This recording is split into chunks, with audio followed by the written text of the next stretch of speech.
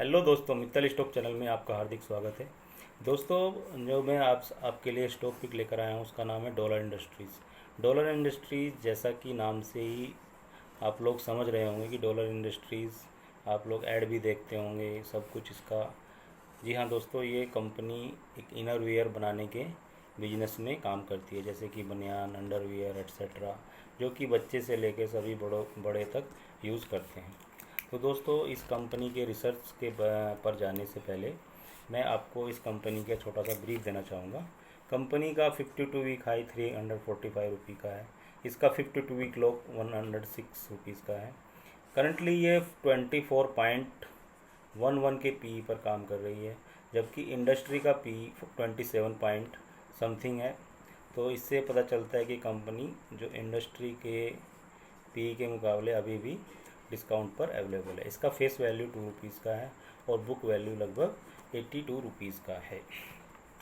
दोस्तों, ये stock pick जो है अभी हाल फिलहाल में 2-3 दिन के अंदर ये शेयर काफ़ी बढ़ चुका है।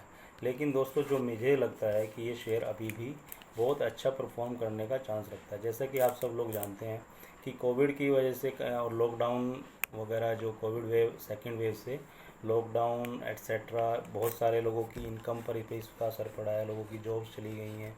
तो इससे लोगों का जो डिस्पोजेबल इनकम थोड़ी कम हो गई है इस कोविड की वजह से। तो दोस्तों, जैसे जैसे कोविड के केसेस अभी कम हो रहे हैं, सिचुएशन इम्प्रूव हो रही है, स्टेट्स में लॉकडाउन खुल रहा है, तो लोग काम पर जाएंगे, लोगों की इनकम, डिस्पोजेबल इनकम बढ़ेगी। तो फिर से जो इसमें जो कंजप्शन है, क्योंकि इनरवियर एक ऐसा प्रोडक्ट है जिसको हर किसी को यूज़ करना है, इसके बिना किसी का काम नहीं चलने वाला है। हर कोई, जैसे लोगों के हाथ में इनकम बढ़ेगी और डिस्पोजेबल इनकम आएगी, तो लोग इसको मार्केट में ख़रीदारी करने के लिए निकलेंगे। तो दोस्तों, डॉलर इंडस्ट्रीज़ एक ऐसा शेयर है जिसकी डिमांड कभी कम नहीं होने वाली है, फ्यूचर में ये हमेशा बढ़ने ही वाली है। तो दोस्तों, इसी थीम पर मेरा ये स्टॉक है डॉलर इंडस्ट्रीज़। तो अभी मैं इसके थोड़ा रिसर्च के बारे में उसके थोड़ा बात करते हैं, जो कि एक आर्टिकल है money control. The second wave of covid that emerge in March 21 has much more damaging. तो जैसा कि मैं आपको बता ही रहा था, जो मार्च 21 में कोविड की सेकेंड वेव आई है, उससे damaging with daily infection at 3 times the rate seen during the peak the first wave. तो जो सेकेंड वेव में इन्फेक्शन की जो रेट थी वो लगभग 3 गुना थी फर्स्ट वेव के मुकाबले में। तो इससे जो उसकी डिमांड पर काफ़ी बुरा असर पड़ा है। The second wave is likely to affect the consumer income and the impact of the discretionary demand. तो जैसा कि मैं आपको बता ही रहा था, सेकेंड वेव से जो कंज्यूमर की इनकम पर भी बहुत असर पड़ा है, उनकी जॉब्स वगैरह एट्सेट्रा, जो कि आम आदमी, अनऑर्गेनाइज सेक्टर के जो वर्कर हैं, उनकी इनकम काफ़ी चली गई है, बहुतों की नौकरी चली गई, तो उनके पास डिस्पोजेबल इनकम बची ही नहीं है। तो इससे वो अपना ऐसी चीज़ों पर अभी खर्च नहीं कर पा रहे थे। तो जैसा कि हम देख रहे हैं कि कोविड के केस अभी कम हो रहे हैं, लोगों को काम फिर से जाने लगे हैं, तो इनकम लोगों की बढ़ेगी, तो इसमें अच्छी डिमांड आने की संभावना है।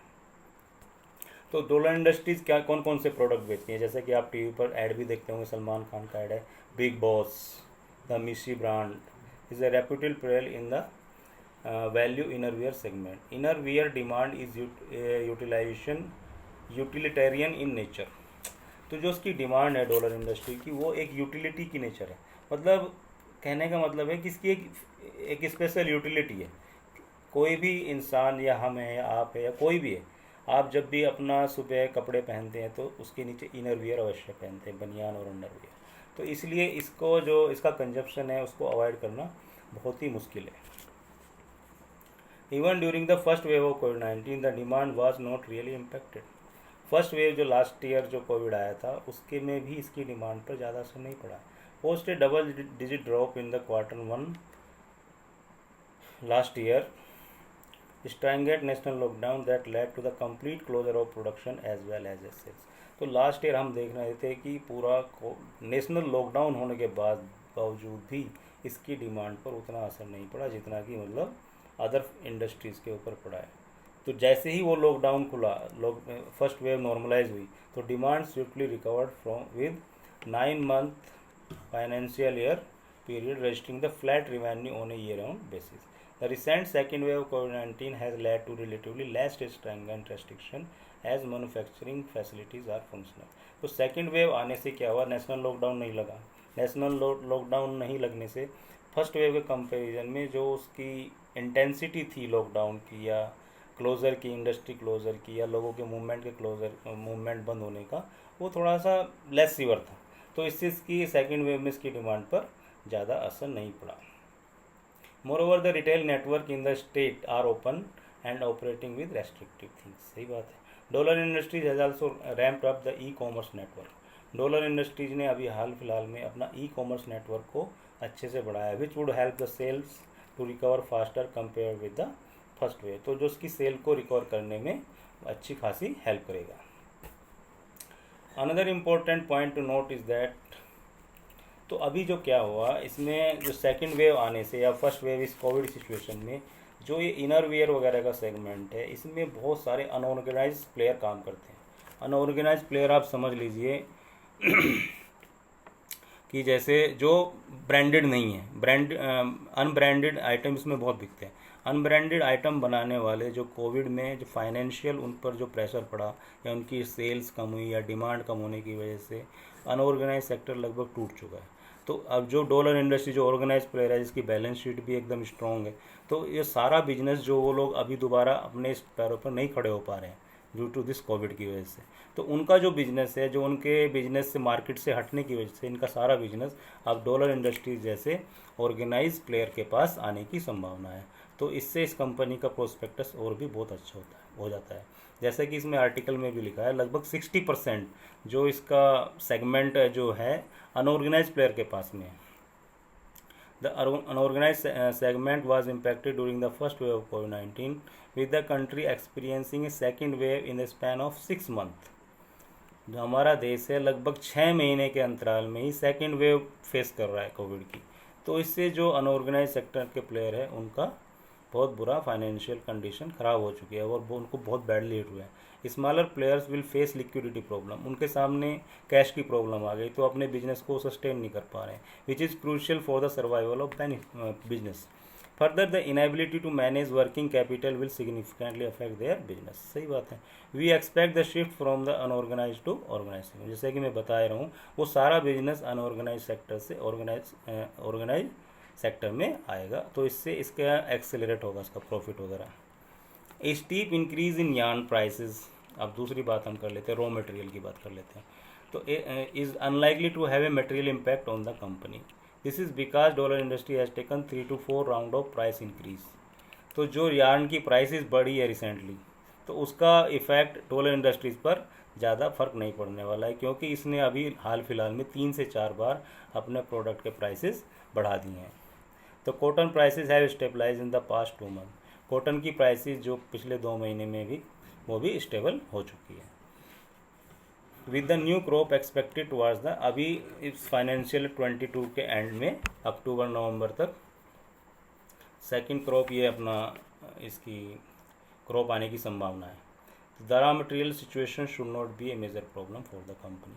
तो जब नई क्रॉप आएगी तो जो रॉ मटेरियल है उसके रेट स्टेबलाइज हो जाएंगे और सस्ता मिलेंगे, तो कंपनी को कोई खास उस पर फ्रंट पर प्रॉब्लम नहीं आने वाली है। The more over the product expansion and the greater distribution reach our की ट्रिगर फॉर द कंपनी। तो ये जो कंपनी है डॉलर इंडस्ट्रीज अपने प्रोडक्ट का एक्सपेंशन कर रही है, नए नए प्रोडक्ट्स लॉन्च कर रही है, अपने डिस्ट्रीब्यूटर्स को और स्ट्रॉन्ग बना रही है ताकि वो ग्रोथ में हेल्प करे। जो अनऑर्गेनाइज सेक्टर से जो मार्केट उनका ख़त्म हुआ है उसको कैप्चर करना चाहती है जल्दी से जल्दी।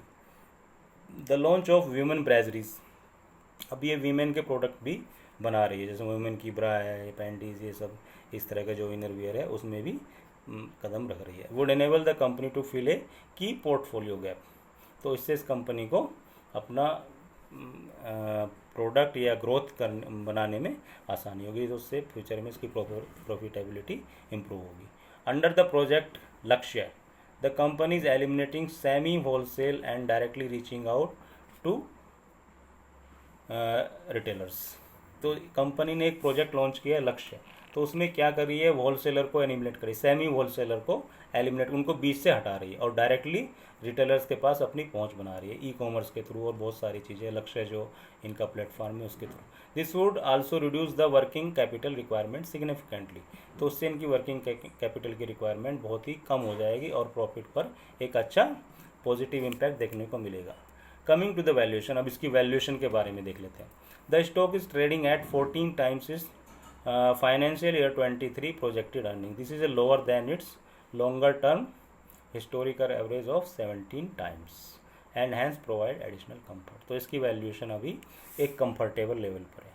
अब रिस्क इसमें क्या हो सकता है? रिस्क यही है कि severe disruption due to second wave of pandemic. यदि भाई सेकेंड वेव की पैंडेमिक बहुत ही ज़्यादा इफ़ेक्ट कर रही है, अब एक नेशनल लेवल का लॉकडाउन लग जाता है, तो इससे इसकी डिमांड और प्रॉफिटेबिलिटी पर असर पड़ने के चांसेस हैं, लेकिन जो कि नहीं लग रहा है। अभी जैसे कि हम न्यूज़ में पढ़ रहे हैं कि day by day cases reduce हो रहे हैं और लोग घरों से बाहर निकल रहे हैं। अब जो स्टेट लॉकडाउन लगा रहे हैं जैसे महाराष्ट्र, तेलंगाना एक्सेट्रा, अब चांसेस हैं कि मई के बाद जून जुलाई से वो भी सारे अभी ओपन होने लगेंगे और लोग काम पर जाएंगे, लोगों के पास अपनी इनकम आएगी काम, तो लोग ये प्रोडक्ट खरीदने में और ज़्यादा ग्रोथ आएगी। तो दोस्तों ये जो मैं डॉलर इंडस्ट्रीज़ का शेयर है, अब इसका एक हम बात कर लेते हैं।